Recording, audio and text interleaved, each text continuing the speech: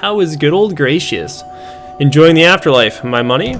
Here you go. You gain an insight, which can be used to increase your skills. 11 skill points gained. You receive 40 Imperials for your service. Thanks. Any idea what this map might be? Show the map to Nilos. It looks old. Talk to Fang, the lore master. He should know. Will do. Let's go over to Fang, the lore master. This is his little old grown over house. Very cool. He's got a bodyguard. Somebody simple. In a world on its way downhill, the future lies in preserving the pre-war knowledge. Lore masters, the self-proclaimed experts on the antiquity, are in the front line of this trade, digging through ruins. Damn it. Copying ancient manuscripts, trading bits and pieces of pre-war knowledge, and appraising anything that looks old. Fang, what do you want? Don't give me that sass, old man. Look at you. Fang came to Tehran with a caravan 2 decades ago. Nobody knew where he came from or why, but he had the bitterness of a man soured by the memory of the life he lost. He was well versed in languages and the antiquities, but the town already had a lore master. Fortunately for Fang, this lore master soon fell sick and passed away, despite the best efforts of the local alchemist, who was quite puzzled by his symptoms. Shortly thereafter, Fang became the new lore master and even earned the favor of Lord Antidus. God damn it, I can never say his name. After discovering a number of darts and relics. What is it? Asked Fang with irritation, acknowledging your presence and putting down some mechanism he was studying. Can you appraise something for me? Show him the trader's map.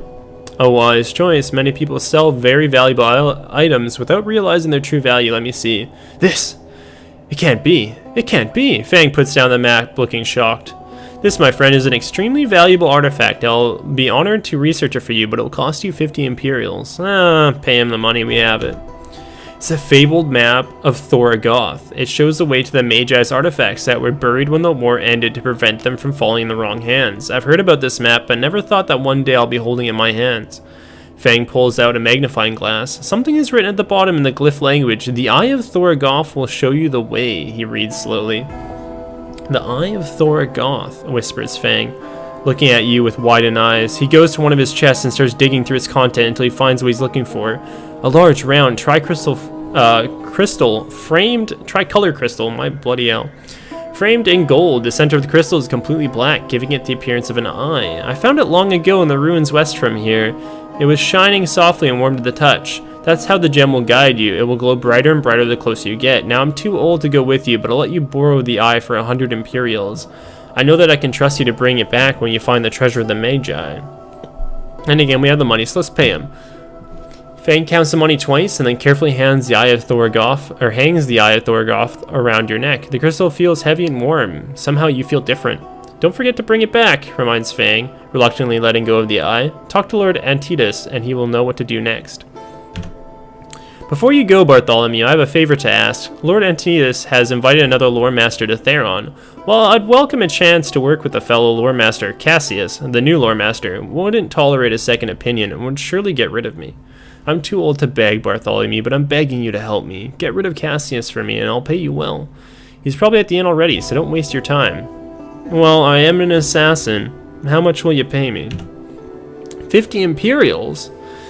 It's a deal, I could say, or, in yellow there's a skill check there that refers to my background being an assassin, another way that the player's background heavily influences the entirety of their playthrough. Not only do you have a main quest line that is unique to you and gives you a perspective of only that your background would, besides I think 1 or 2 of the backgrounds, like the Drifter or the Wanderer, which gives you a bit more of a free-form experience to choose your own allegiances. But in this way, using special dialogue choices, you can really reinforce who you are as a player and who you are as a character. So my guild will charge you at least 100 Imperials. I'll take 75. Fine, 75 coins, just get it done. Don't worry about it. And now we have a bit of a free reign of the village. Here's the map, very nice. You have a really robust fast travel system. Not only can you fast travel to anywhere in the world map, as you can see, not very well populated, very cool, like really well designed, really simple. This is the whole area of the game. There will be locations filled up as you learn about them and you can travel to them. But the game is quite small, it's very condensed. It's somewhat like Way of the Samurai, and it is a small game with lots of content that you might never see because you're just gated off from it due to your choices, which is cool. It makes your choices very profound and impactful. But it is meant that you can very quickly have another playthrough that is long enough, about 8 hours, I think, to feel substantial, but not too long that you wouldn't want to do another playthrough after you've done the first one. Especially since there are aspects of the game's lore that won't make themselves apparent to certain playthroughs. You need to really piece it all together. And in my personal opinion, there's enough lore there that by the time you get to the big plot twist, you kind of expect it, and it feels rewarding to have put the pieces together thus far and then have that final piece that the game hands to you just slam into place and be like, oh my god, that's very cool. Like, so the story is very competent. So here we are in the inn. There's a storyteller here telling stories about the old times when the Empire was at war and its destruction, which storytellers are very important to piece together the common man's version of the events that occurred, and then you can reference it with other lore masters and various other sources in order to get a better picture of what's actually going on. But we're not here for stories. We're here for Cassius. We have a job to do. 42-year-old lore master Cassius, contemptuously called young Cassius by his gray-haired colleagues, has never understood the appeal of digging through dirt and ruins like a rat. Instead, he preferred to spend his time among neatly preserved scrolls, studying the work of many prominent lore masters of the antiquity, and hundreds of accompanying commentaries he just considered indispensable. Master Cassius was working on his second tractate, analyzing manifestations of the divine will in the year 4052, when Antidus's emissaries invited him to Terran. Cassius arrived early and was getting tired of waiting when you showed up and graced him with your attention. Is there something you want? Lord Antidus has sent me to escort you. Follow me. You can either take him to the Lord, and that would be a good inn, wouldn't it? We need to go speak to Lord Antidus because we have a map, and he might know something in regards to what this map means or what we can even do with it. And that's a good way to get an audience with the Lord, as an assassin might have to jump through some hoops, figuratively or literally, in order to speak to a Lord face to face. But we are doing this for Fang. He did do us a favor by giving us a relic of the old age, the Eye of Thorgoth, so let's lure him into an abandoned house. Cassius looks around in confusion. What is this hovel? Explain yourself immediately. And there's a few things I can say here. Master Fang thinks that you've made a mistake accepting Lord Antidus' invitation so hastily. He has asked me to correct it, which would probably take us into combat, and honestly against Cassius, the Lore Master will probably fare fairly well. Otherwise, we can use our streetwise to persuade him to leave and never come back, but at the bottom there, our intimidate is succeeded already. It shows it's already a success. And we can say, hey, do you want to live? So we're going to do that because we know it's a foolproof way to continue. Yes, of course I do. If you let me go, let's scare him. You step closer to Cassius and let him see you for what you are, a remorseless killer. You look at him until you can feel his fear, until Cassius understands how close he came to dying, that no money in the world is worth decades of his unlived life. Then you start talking. If I let you go, you'll probably do something stupid. Now, I know that what you're thinking. You're thinking that there's some way around this, that if you can get away, get to your people, they can protect you. Everyone thinks that, right up until the end when they're looking up at me, choking on their own blood. They still think someone's going to come and save them, but no one does, and no one will save you. If you cross me, you understand? Very edgy, but very well written, I think. I do, says Cassius quietly. I understand. I'll leave, I promise. And that's the end of it. You know what? I'm an assassin, but that wasn't an assassin's contract. I wasn't contracted through my guild, so I'm able to handle it whichever way I feel as I wish to. Let's go talk to Fang. Ah, you've come in. What can this humble servant do for you? Cassius is no longer a problem. And he goes on to pontificate. He hands me a very interesting ring. It's a heavy silver ring covered with softly glowing runes. While the metal feels cold to the touch, the glowing runes burn your fingertips. And it's an important relic that gave the General Galbo very special powers. And he'll give it to you for free, but or he'd say that he'd give it to me for free, but he's going to charge me 100 Imperials. So he gives me 75, I pay him 15, I get another relic of the past. So these are very cool. You always want to collect as many relics as possible, and we'll throw it on. The Eye of Thorogoth and the Galbo's Ring. These relics, and same thing with the Groove Sphere, are very important as they all contribute to what you can do later in the game. You want to collect as much of the old world as possible, because when you end up inevitably clashing with the old world, you'll find that you will need certain abilities or certain items in order to interact effectively. So there's a lot going on. There's a preacher in the center here that you can talk to. You can listen to his sermons. One of the great houses, the house, is it Crassius? Very cool. Here you can press J. And any of the people, items, or factions that you've forgotten about, you can look up right here. Very neat. And the lore actually collects here as you learn it from lore masters and various sources. So House Crassius, the leader of House Crassius, has discovered religion in some weird way and now is spreading it to disastrous effects amongst the poor strata of the lands, and people are killing each other over it. So if you listen to that priest, you might be able to get a bit of an a bit of a reputation gain to House Crassius, and later in the story, maybe having spoken to that priest, you might find that Lord Meru, the scion of House Crassius, might receive you a bit better, and you'll have better options with him. But all these things tumble down and eventually lead to your character having an ending that befits them. So we did get some skill points. You have general skill points and then the 2 specialized. General can be spent obviously in both, the specialized only in one. And so we're gonna have to, there's a couple of ways we can get into see the Lord Antitus, but one of my favorite ways, and this is actually one of my favorite little scenarios of the game, is sneaking in to see him and proving to him that we are a capable agent. So let's do this. We're going to increase our sneak to 4. And we're going to... what else do we need?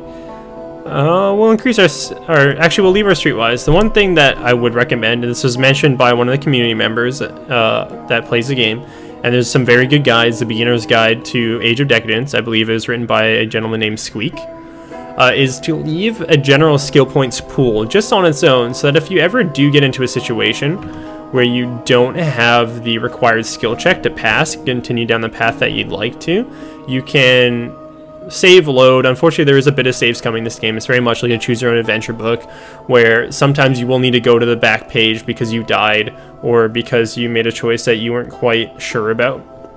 If you're not a purist hardcore dude where you die and you make a new character.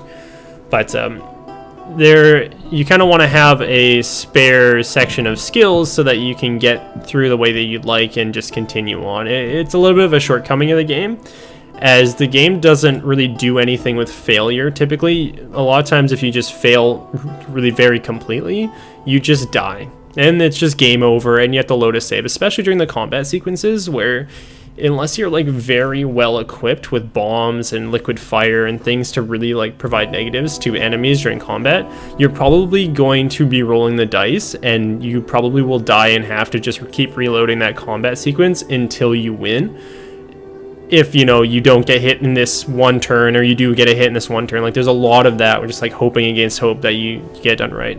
I wish the developers did a bit more with the way that you accept failure. Like failure in this game is just a fail state. You have to load, you have to quit. Whereas there's another game I played, Expeditions Conquistador, where every time you failed a combat sequence, or just failed in general, it just had repercussions on the story. You keep going in the story, and you keep progressing, but if you failed your way through the whole game, things just wouldn't go the way that you'd want them to. You weren't able to act in how you wished the world to be shaped. You were just constantly being told what to do because you kept failing actually being able to exercise your strength. Whereas in this game, if you fail, you usually just die and it's a load state. Anyways, you're standing in front of the Dartan compound. A large palisade of pointed stakes form the perimeter of the compound, augmented by an regular armed patrol. There are 2 entrances that you can see, one leading to the main building, the other to the guardhouse. Unfortunately, both entrances lie in the shadow of the guard towers manned by crossbowmen. We could talk our way in. Probably have to either be a smooth talker or do some favors for the guard at the front there, this guy. But we're an assassin. No locked door, no high wall keeps us from our target. Let's look for an alternative way in. You look around, seeking alternative routes. The palisade completely secures the right flank of the compound. Climbing over the stakes would be a nearly impossible feat. The left side is protected by an old stone wall with a small metal gate, a relic of another age. The stone walls and crumbling mortar would make it for an easy climb, but the guard would have to be dealt with first. Of course, with the right armor, almost anyone can pass for a guard. Lorca segmentata seems to be the armor of choice here. So we can forgo all this and approach the main entrance. We can approach the guard by the stone wall, probably kill him and climb over or through the gate. We can impersonate, pretend to be a guard and go through the guard entrance, but we're not very good at impersonating. We're more the blade in the dark, unless the smooth-talking assassin that gets to a target before anyone even knows he's there. Or we could climb over the palisade on the right side without attracting the guard's attention. I think we're stealthy enough to do that, so let's climb over. You're standing in front of the palisade. It's tall enough to shield you from the guards. Of course, you'll probably be wide open if you manage to get to the other side. So, dexterity and strength. Climb over the palisade without attracting the guard's attention. I know that my dexterity and strength are fairly high, so let's do it. Success! You climb the palisade without making a sound, none of the crossbowmen showing any sign of them having noticed your ascent. Inside the palisade is a broad open area used for training. Your only option is to make it to the shadows of the guardhouse 60 feet away before you're spotted and used for target practice. We're very stealthy, so let's make an attempt. Success! You move like a ghost, giving the guards neither movement nor sounds to react to. Before long, you stand within the temporary safety of the guardhouse's shadow, considering your options. It looks like there are two ways to get inside the main building, over the roof or through the guardhouse, which is connected to the main building. You can probably make it around the left corner and sneak into the guardhouse. Alternative, you can climb to the second story of the guardhouse and look for another way in. If running into people doesn't fit your plans, you can sneak behind the buildings and find a good spot to get to the roof of the main building. Also, there's a stone tower set in the town wall with a parapet connecting the second story to the guardhouse. Lots of options. There's very many ways to get through this, and each lead to a different circumstance, and I've played through this section quite a lot, that requires different skill checks to get through.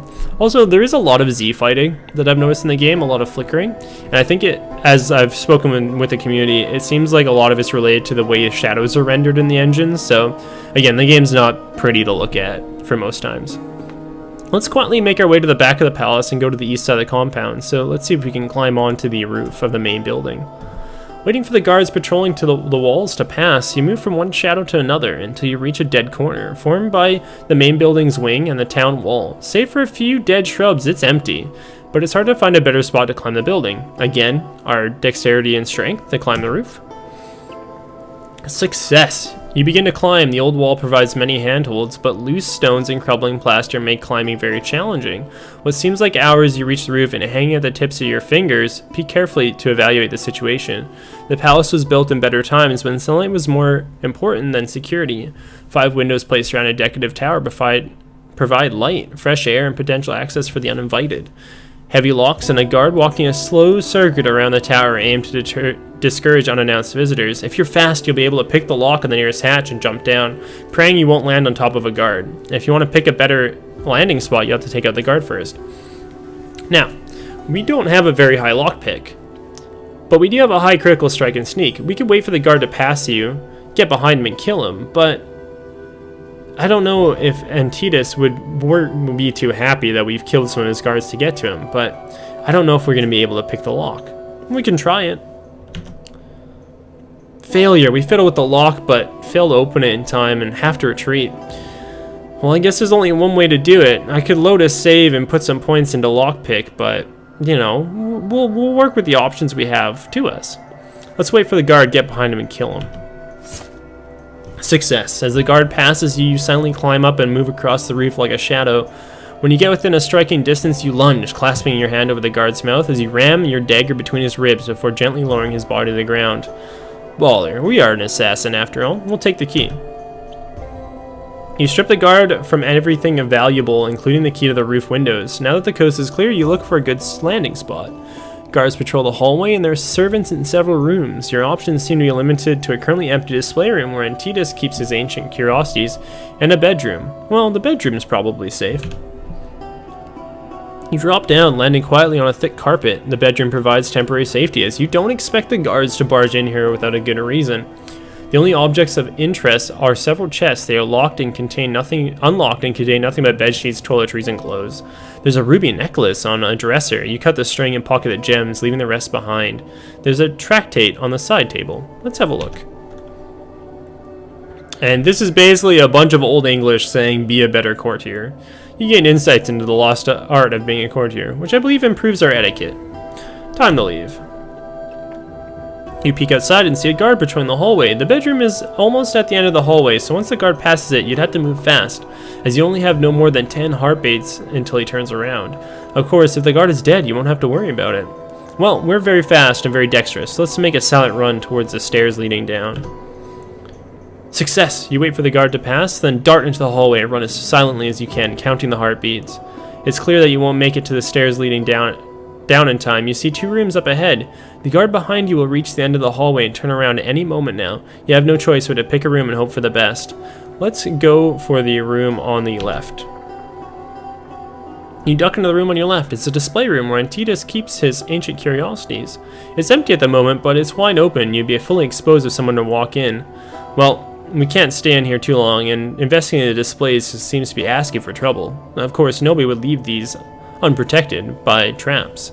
So let's go to the throne room. You stand in the hall of Antidus, signs of wealth and power all around you, and wherever you look you see exotic tapestries and paintings, rare vases, gleaming statues. Ornate pillars run the length of the hall, all the way to the throne itself, where Lord Antidus is sitting in front of his audience, a group of petitioners, seeking his aid and favor. Soldiers of the house stand guard, ready to shield Antidus, and turn the hall into a slaughterhouse at the first sign of trouble. You move through the crowd, trying to blend in and attract as little attention as possible, but your efforts are futile. When you're almost about to approach Lord Antidus, Delor blocks your way, and almost immediately a score of heavily armored guards surround you. When you made it this far, you made it too far. Take him away. Before the guards can react, you hear, "Let him speak." The voice of a man accustomed to command. The armored wall parts, and you're pushed forward until you're standing in front of Lord Antidus. We gain an insight. Let's approach the Lord of House Daratan. You kill my men, and have the nerve to approach me. Delor thinks I shouldn't kill you, not just yet at least. So go ahead, tell me why I should overlook the insult and spare your worthless life.